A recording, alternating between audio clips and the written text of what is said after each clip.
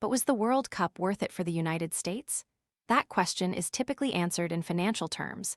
Add up the economic benefit the games generated and subtract the amount spent to put the games on. If the number is positive, then the games were worthwhile. Very little evidence supports any meaningful U.S. financial benefit from the games. The expected jobs boom didn't happen. Hotel prices weren't meaningfully higher. The growth in retail sales was way down in June from May. An unlocked iPhone 14 for just $299? This renewed 128 gig model gives you a vivid OLED display, 5G, and the freedom to choose your carrier. Want to check today's Amazon deal?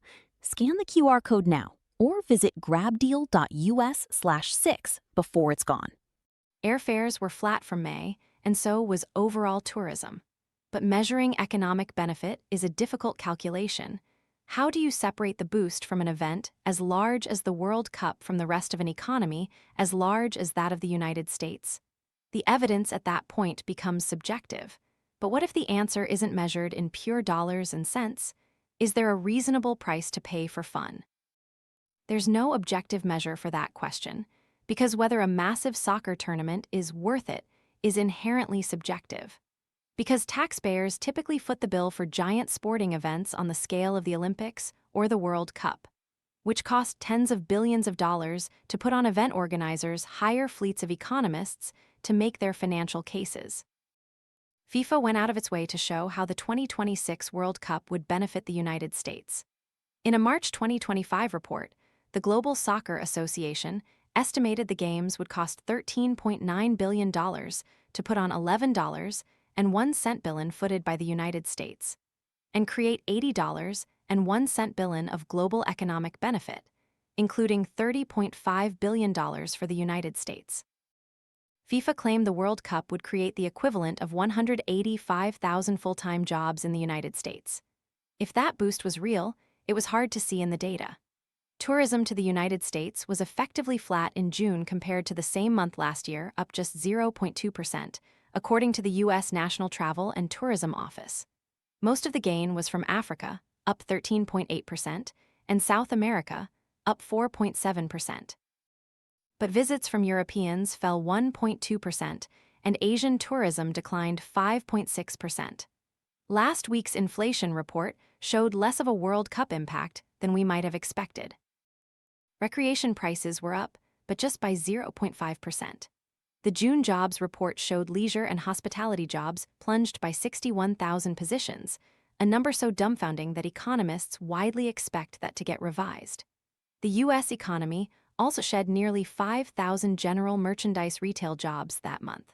Some hospitality workers may have been asked to work longer hours during the games for higher pay, but that wouldn't show up meaningfully in the jobs report. Retail sales rose just 0.2% on a national level in June, below economists' expectations and down from 1% growth in May. Restaurant and bar spending was just 0.1% higher last month. Local data shows some evidence of a World Cup boost. Sales at small businesses in host cities rose 4.1% in June, compared with a 1.8% gain for large cities that didn't host the games, according to Fiserv, a financial services company that supports thousands of banks and millions of small businesses. Boston, with a 7.6% small business sales gain, was the biggest beneficiary, although the Federal Reserve noted that much of that was because of a huge gain in beer sales, possibly because Scotland fans drank the city dry. But the Fed said Boston hotels' initially reported bookings were below expectations during the World Cup, but rose to typical levels once they offered discounted prices.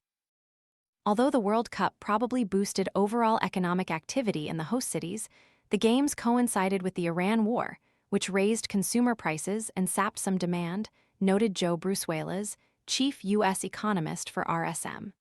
Those factors, neither particularly strong, probably negated one another, he said. The macro boost from the games was not as robust as expected, said Brusuelas. Whatever economic boost the U.S. gained from the World Cup is difficult to measure because of the long list of unknowns. For example, how much of that money would have been spent anyway, perhaps in a different place? How do you account for productivity that was upended by disrupted commutes and employees watching the games instead of working? And how do you even measure the cost of the games to start with? For example, FIFA touted the infrastructure cost of this World Cup as effectively free, because Canada, the United States, and Mexico didn't have to build any new stadiums, unlike Qatar, which spent billions of dollars to construct multiple stadiums to host its games in 2022. But taxpayers did foot the bill for those stadiums at one point, presumably with the expectation that they could be used for a wide variety of events, including potential World Cup games. How much of that cost should be accounted for? There are so many confounding variables and so much noise in the data, said Michael Edwards, professor of sport management at North Carolina State University. It's really difficult to pinpoint specific gains from these events. We know for sure that one organization benefited: FIFA. The organization could make $9 billion on ticket sales from the event, according to Bloomberg Intelligence. That's on top of the $1.1 billion it reportedly earned in U.S. TV rights from Fox and Telemundo. The stadium owners also made money on ticket sales, as did gambling companies, which took in an estimated $2.25 billion in wagers, reported Bloomberg Intelligence. There's a lot of ways to look at it, but taxpayers build the stadium and the vast majority of revenue go to team owners, FIFA, IOC, etc., and there's not much evidence these events generate broad economic benefits for a city, said Edwards. So did crowded sports bars in what's typically an off-season.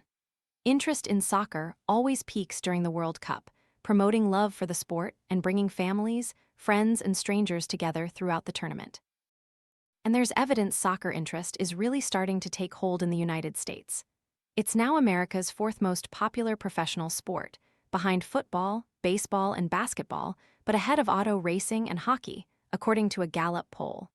Youth soccer and America's MLS League could get a significant boost, as they did from the 1994 event that the United States hosted. It's a unifying event, one of the few left in the isolated social media age. Americans felt a sense of national pride from the throngs of international tourists who fell in love with Walmart and ranch dressing. And in a dark time for the world, a magnificent tournament helped make the world feel a little smaller. That's why Edwards says he's not an opponent of taxpayer-funded sports events. Just because the economic benefit for cities isn't clear, that doesn't mean hosting an event like the World Cup is a bad idea. Strictly from a financial standpoint, there's very little evidence these events pay for themselves, but that doesn't mean they shouldn't be built.